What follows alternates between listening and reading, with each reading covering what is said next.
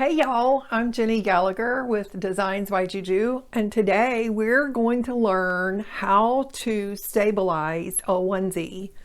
So most of y'all, I have seen tons and tons of comments and frustration dealing with trying to get designs on these tiny little suckers, and it can be quite a challenge. So I'm going to show you a technique I developed many years ago when I had little bitty babies. All mine are all much older now. But I'm making a set for a friend of ours who just had a little baby boy. So I'm going to be making a few things. So this is a 3 to 6 month onesie or bodysuit, whatever the correct term is. But we're going to take and use a 4x4 design. Yes, it is possible to get a 5x7 design on here. It is very frustrating and difficult, quite challenging. If you have the patience of Job, you might be able to get it done, but it can be quite challenging. I typically stick to 4x4 designs on the bodysuits up to about 9 to 12 months. It's much easier after the size 9 to 12 months to be able to put that on a 5x7 hoop. So I don't hoop my projects. Remember, I only float. So if you have a better idea that works, that's great. You don't have to change. This is just for those of you that are struggling with trying to get all of this hooped. But see how nice and pretty that comes out? It's all nice and smooth. There's not any puckers. I will tell you, most of the bodysuits that you can get are really thin fabric. Like this is from, I think, Walmart or Target. It's a Gerber brand. The Carter brand is a little bit thicker.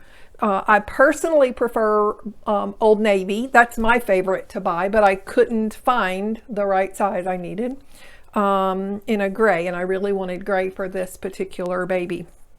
So hunt around and look. You can find different sizes and fabrics, but I will tell you Carter and Gerber are typically the most challenging to work with because they are very, very thin. So that said, a lot of the designs we want to put on those tiny little bitty suckers are pretty dense. Sometimes we want to put words and add their name or birthdays or those kinds of things.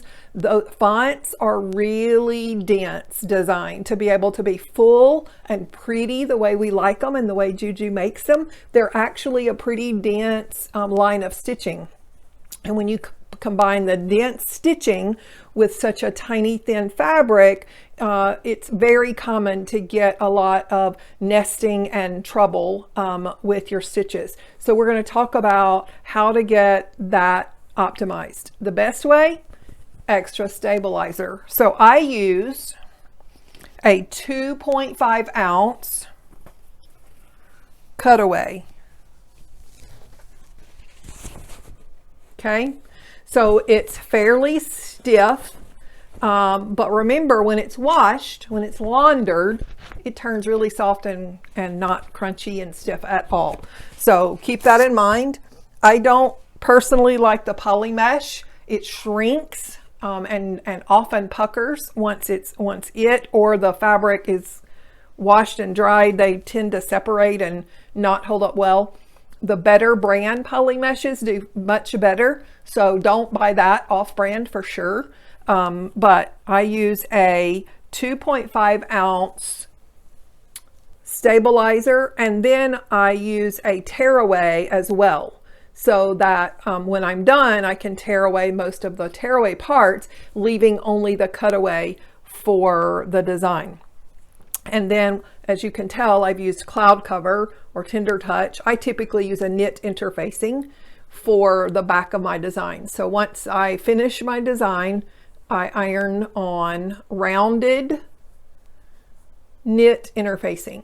And so this kind of helps protect the baby's tender skin from the stitches and the cutaway, any kind of itchy stuff that might be going on. It does not stay forever. It's only meant to stay through a couple of launderings. So once it's washed a couple times, all of that softens up and it's not itchy. And so it's no big deal that it washes off eventually. Okay, let's get started.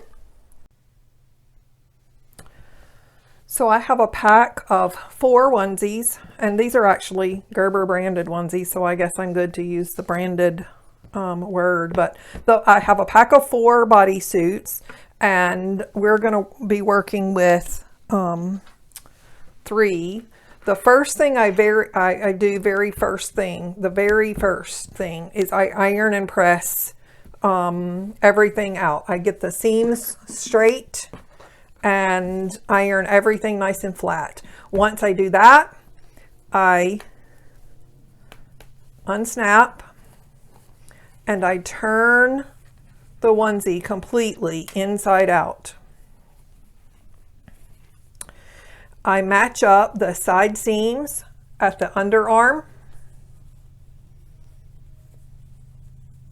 Line up the sleeves and the underarm seams.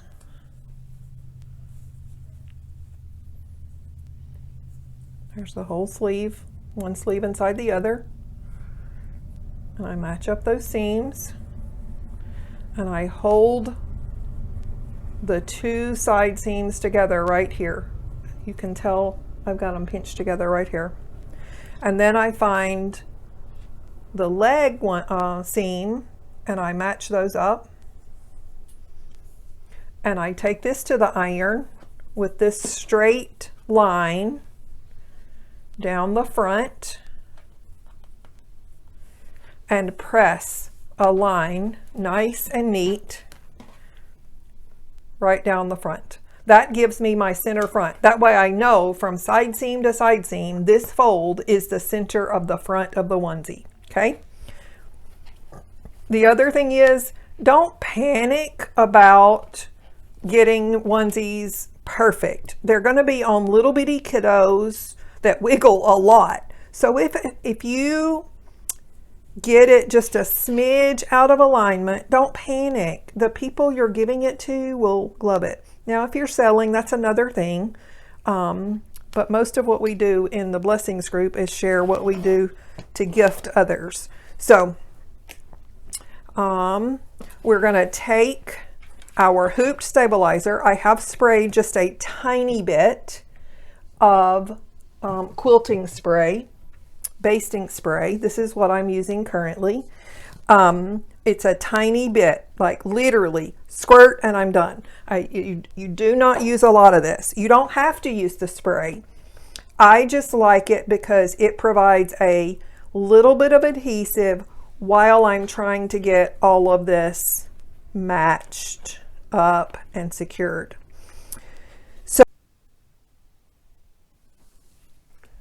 Okay, so we have our hooped stabilizer. I've sprayed a tiny amount of basting spray, and we are now going to place our ironed onesie on our stabilizer. So the first thing I'm going to do is I'm going to mark my centers. You don't have to mark, and I don't normally mark when I'm just stitching for myself. But when I am showing y'all what to do, I do tend to draw this out so you can see the lines that I'm looking at. I'm looking at the lines on my grid through my stabilizer so I can see them, but y'all usually can't. So I mark those for you. No, they're not perfect, but they give me a good idea of where my center is. And so the design I'm stitching is only about 1.5 inches tall. It's about 2.5 inches wide. So I just want to make sure I don't put the stitching too close to the neckline or too close to the belly button. I want it right in here in the chest, sort of aligned with the underarm. If you look at most commercial products, that's where the front of a center design will be. So we're going to try to aim for that. So in addition to marking my center, my design is about 1.5 inches tall. So that means that if I take 3/4 of an inch up and down and mark that, I'll be able to know closer to where the up and down word will be. This is just going to have his name stitched on it. So we want the design to be about 1.5 to 2 inches, 1 inch to 2 inches from the neckline. You don't want it right up here on the neck, but a nice distance is about 1 inch to 2 inches, and this looks like it's about 1.5 inches. So that's what we're going for between the top of the stitching and the neckline. So that means I'm going to put my neck, the actual top piece of the neck, the finished part of the neckline, right at the very top of my hoop, and I'm going to press that into my sticky spray just a little bit. Okay, then I'm going to very carefully open up the onesie and slide my hand in very carefully without shifting my onesie around. I'm going to lay down the second side of the fabric. And so as I'm feeling around in here, I'm making sure that there's no bubbles or bumps, that my line stays pretty straight. Okay. So you can double check and make sure that your line, it did shift. I don't think I have enough spray. So we're gonna spray just a tad and try again. So we're gonna have our neckline, and yeah, that's sticking much better. Okay. Okay, we're just gonna very carefully open up and let the fabric, we're not pulling or stretching at all. We're literally just letting the shirt fabric fall where it is supposed to fall. And inside, I can feel there's not any bumps, lumps, or shifting of the design. You can double check by opening it up, finding your, if you see the, let's see if this light might help us a little bit. Ah, that's much better. So now you can see the ironed crease is right here, and it lines up right there on the purple line. Okay. And so we want to leave that in place. So now what we're going to do is we're going to take some quilting pins, and we're going to very carefully pin all the way around,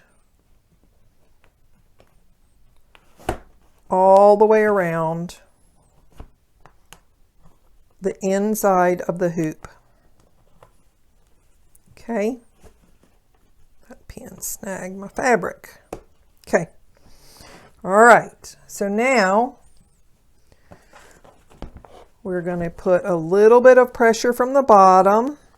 It's hard to see at this angle, but I'll show you. You want gentle opposing pressure from the bottom and the top. So when you're pressing the pin through, you don't push your stabilizer out of place. Okay? You want it all to stay nice and tight. So then I'm going to flip around. I'm going to pin some from the top.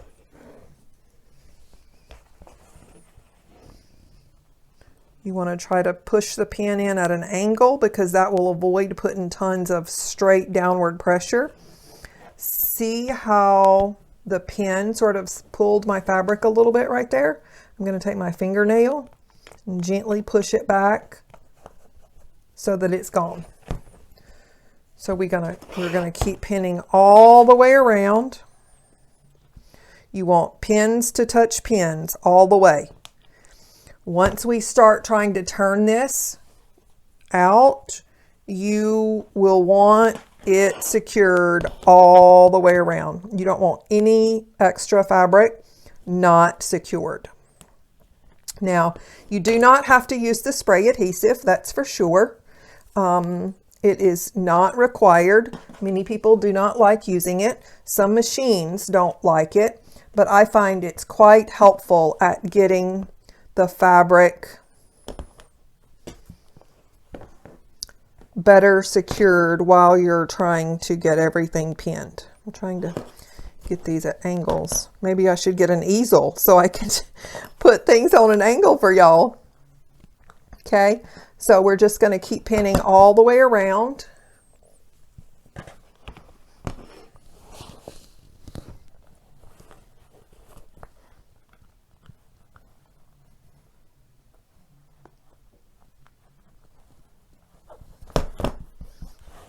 Okay, going from the bottom or the top, it really doesn't matter. You just don't want to push or pull the fabric out of place. Okay, so you want all of your fabric secured all the way around. Okay, so we're like pins are touching pins, they're crossing each other all the way around. There's not any space that's not pinned. Okay, so you just want to keep going on all four sides.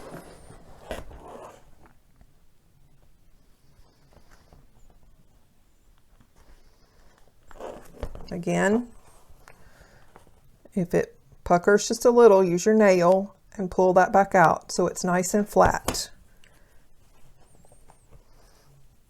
We're just opening up from the bottom of the onesie and then using the neck from the onesie to get access to get these pins in here.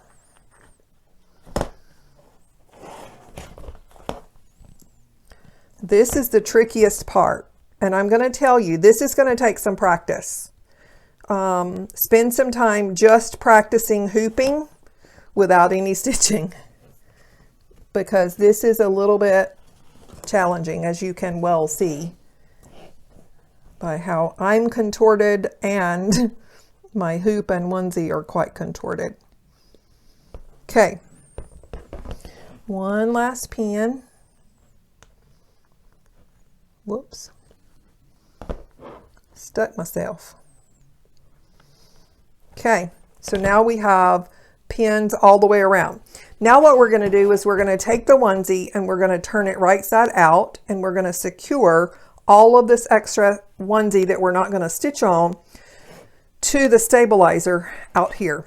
So the first thing we're going to do is we're going to turn, we're going to take the bottom flap and we're going to reach up inside the neckline with it and pull it up. That's going to pull your sleeves back out, right side out on both sides. Okay, we'll start with one side. We'll start with this left hand shoulder. And I'm going to get the shoulder pieces in as good a position, as normal a position as possible. And I'm going to pin right through the onesie onto the stabilizer that's not inside the hoop frame. We're going to do this again.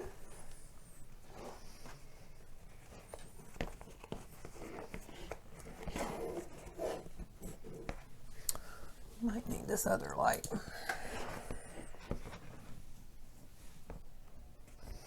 We're going to pull it just a little bit and stretch it. This is why you want to make sure this part is secured without any stretching or pulling, because we're stretching and pulling on the outside a lot. So now that I have both of the shoulders somewhat secure, I'm going to start working from the bottom. You do want to be really careful of your snap pieces. You don't want to leave them stuck inside the hoop frame at all. You want to make sure they are well outside your stitchable area. That would mess up your needle, break your needle, mess up your machine. So we're going to just pull that just outside the frame and we're going to pin that. Okay, we're going to work our way up from the bottom because there's less fabric to work with at the bottom than there is at the top. So we're going to pull the corners and stitch them or pin them to the stabilizer.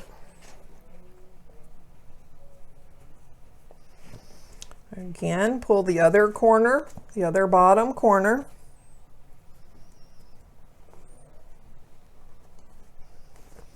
So now we have the bottom pulled out of the stitchable area. Now we work on the sides. So we're going to come up the side and we're going to do the same thing. Just gently stretch it a little bit and pull it outside the hoop and secure. Okay?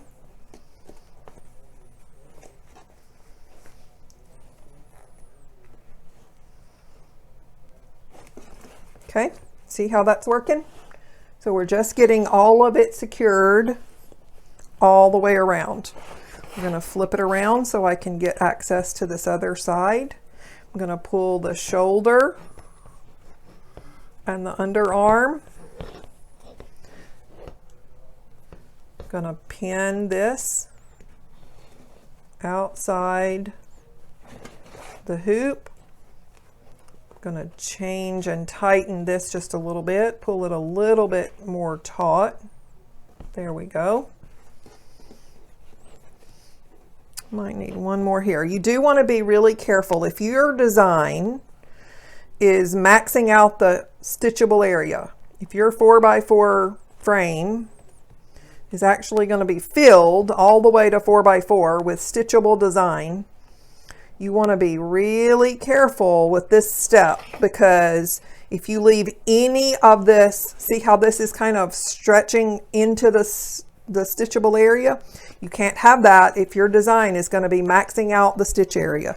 You need to make sure it is secured well and completely pulling the excess fabric outside the stitch area. Okay, you don't want to leave this in here. My stitch area is only right here. It's just going to be about 1.5 inches tall, so I'm not as worried about it. But we have our snaps well out of the way, top and bottom, so we want to make sure that that is true on both ends. I am going to pull this just a little bit to show y'all how to get this out of your stitch area. You just take a little piece of the neckline and pull it up and pin it to your stabilizer. Same thing on the other side. Okay.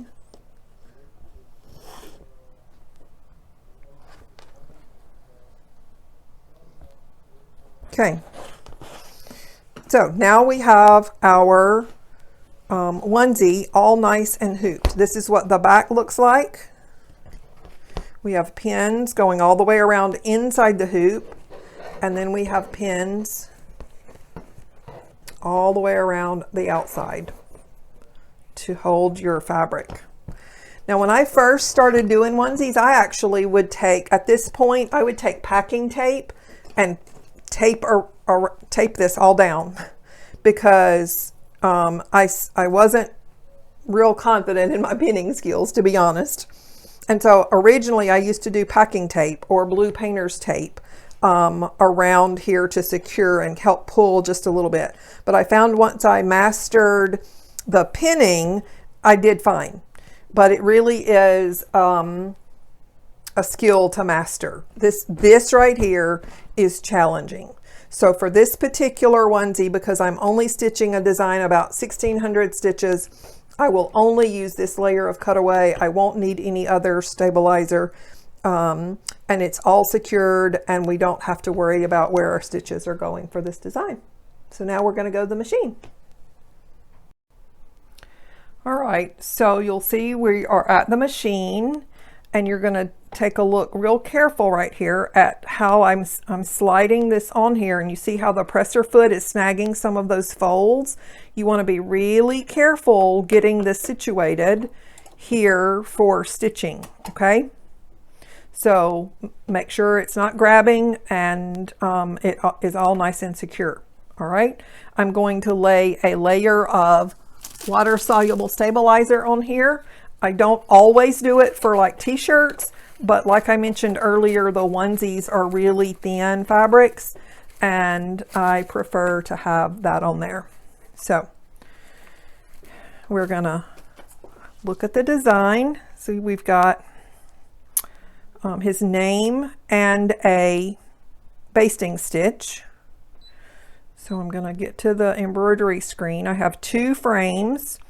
I use Embroider software, and so with Embroider I am able to use one of the edit commands to add or insert a basting stitch, and I can tell it how long to make the basting stitch, and I can tell it how far away from my words. The closer your basting stitch is to your words, the more stable your fabric and stabilizer will be. So that's important, okay? So now we're just going to run the basting stitch.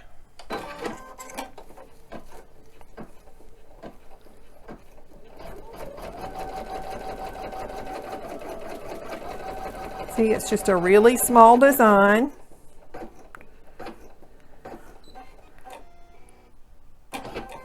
But it'll be his name.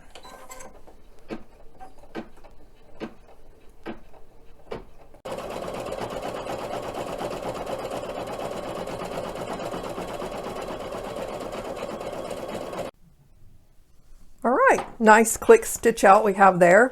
So you'll notice that I left the excess water soluble. A lot of times I will trim this off after the basting stitch runs, and I'll run it out, but I knew this was going to be a very quick stitch out, and I was working with y'all with this tutorial, so I just left it and babysat and watched it, made sure none of it flipped over into the stitchable area. But it's much easier if you do take and trim a lot of the excess off. You want to leave, you know, an inch, half an inch, just enough to where it's not going to be up kicking around in your stitching field while it's going. So now we're going to trim it up. We're going to start from the back. I prefer for all this fine trimming to use these Klein Heritage snips. I get them from Amazon. I start by clipping the knot. I gently put pressure on the knot from the front. Can y'all see my finger? There you go. And I gently put a little pressure and I trim that right off. Okay. If you put too much pressure, you can actually push fabric to come through, and that's what causes a lot of puncture holes in your fabrics when you get done. You don't want to put enough pressure on it to trim fabric. The needle has pushed the thread down and tied that knot nice and tight like it should. But if you aren't careful with this particular step and you just go slicing, you can actually cut holes in your fabric. So be really careful with that. I'm going to take my scissors. You could use a seam ripper, but I'm just going to slit through every 2 or 3, 4 stitches to release that basting stitch. So then the other thing I'm going to do from the back is I'm going to take and trim long jump stitches. Okay, I'm going to trim them because once my Tender Touch or cloud cover, my knit interfacing that I will iron on here shortly, once I apply that, it's not going to be there forever. And so tiny fingers and mommy fingers can easily get caught and they'll rip your threads if you're not careful. So I trim so that I don't leave any of the back stitches long enough to grab a fingernail. If you leave them long enough to grab a fingernail, you can actually have some damage to your design once you're done. Once you have the back clipped, you can just pull the front stitch right out and then trim your jump stitches from the front really nice and close. You don't want to trim the back ones nice and close to your stitching because that will allow your knots to come unraveled. You need to leave a little tail on the back, but you want to trim really close to the front. And so I'm just going to come in here and trim all of these off. I'm pushing up just a tiny bit from the back. You can see some of my basting threads are coming off as well. We'll pull all those off here in a minute. But get as close as you can without damaging your stitching. And then just kind of give your water soluble a little tug. There's a couple pieces left. Oh, there's a thread we didn't trim.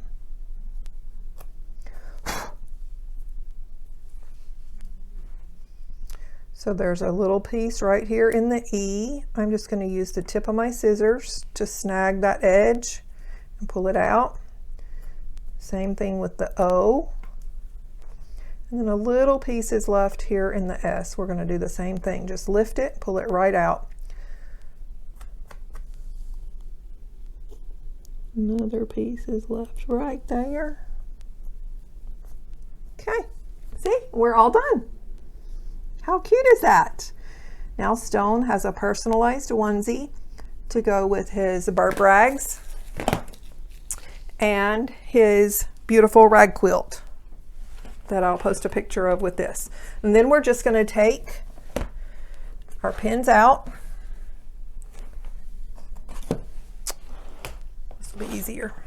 I'm going to just pull all the pins out from all the way around. And then we'll take it to the ironing board and we will steam all of the pinholes and the basting stitch and then iron the stitches flat. You never, never, never want to steam your stitches or applique once you're finished stitching. The steam will cause some fabrics or threads or stabilizers to shrink, and that will alter the way your design looks.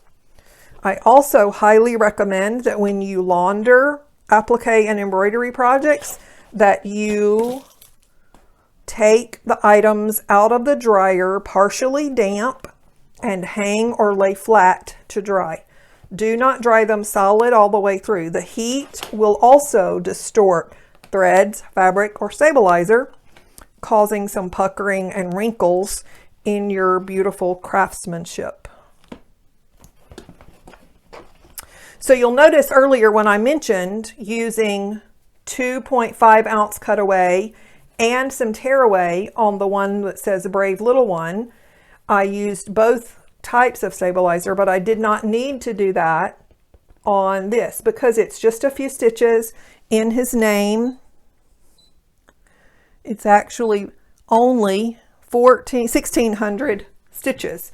So there was no real need to add additional layers of stabilizer for this particular design. But I did use 2.5 ounce cutaway and 1.5 ounce tearaway for Brave Little One. Okay.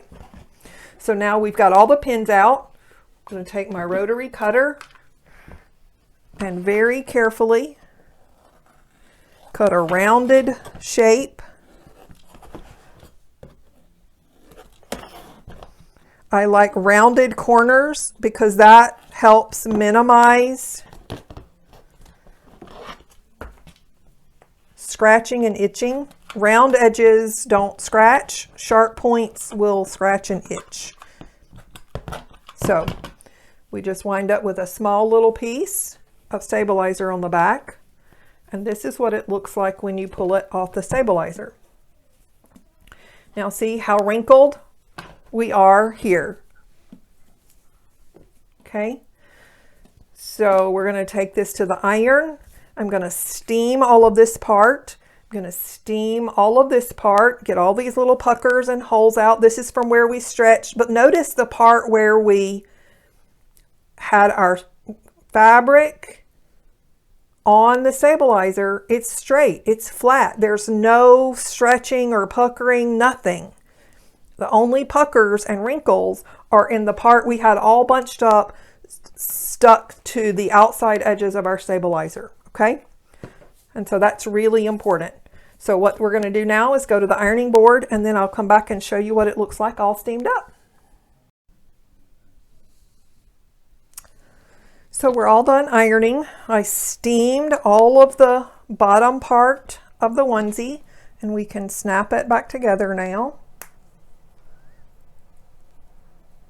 You'll notice that Stone is still nice and flat on our onesie.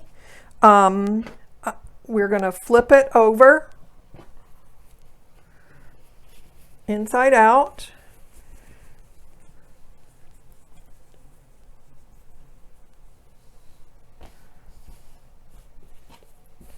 And now we're going to cut a piece of knit interfacing. I like the knit interfacing because you can get it in white or black. And so this makes for nice finishing, especially on dark colored fabrics. And so we're just going to, I've cut out a large piece and now we're going to trim it. I typically cut my interfacing, my cloud cover, whichever brand you want to use, to about 1/2 or 3/4 of an inch, and I round all the corners. Sharp corners are much easier to peel up much faster than curved corners. And so I try not to leave any sharp edges or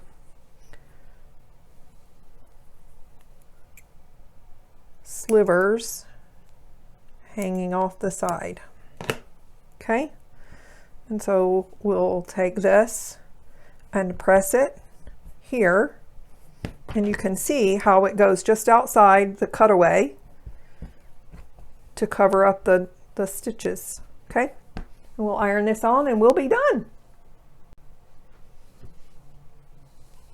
See, all done. We are ironed on. I usually just use the steam setting for the exterior parts, the outside parts, and then I use no steam for ironing directly over the words or applique. You do want to be really careful with the vinyl. If you're using vinyl on a design, you cannot heat it from the front. It will melt it. Ask me how I know. Made several boo-boos doing that. And so now Stone has a beautiful little onesie that he'll be able to wear with his blue jeans in a few weeks. Okay, and that's how to stabilize a onesie using a floating method. It's really difficult to get the onesie stabilized inside the hoop, especially if you're making the 5x7 designs. But I find Juju has the most amazing 4x4 designs, and they actually look beautiful and perfectly sized for the onesies that are small. Once again, if you have any questions, please feel free to let us know. We'll try to help you out. This is Jenny Gallagher for Designs by Juju.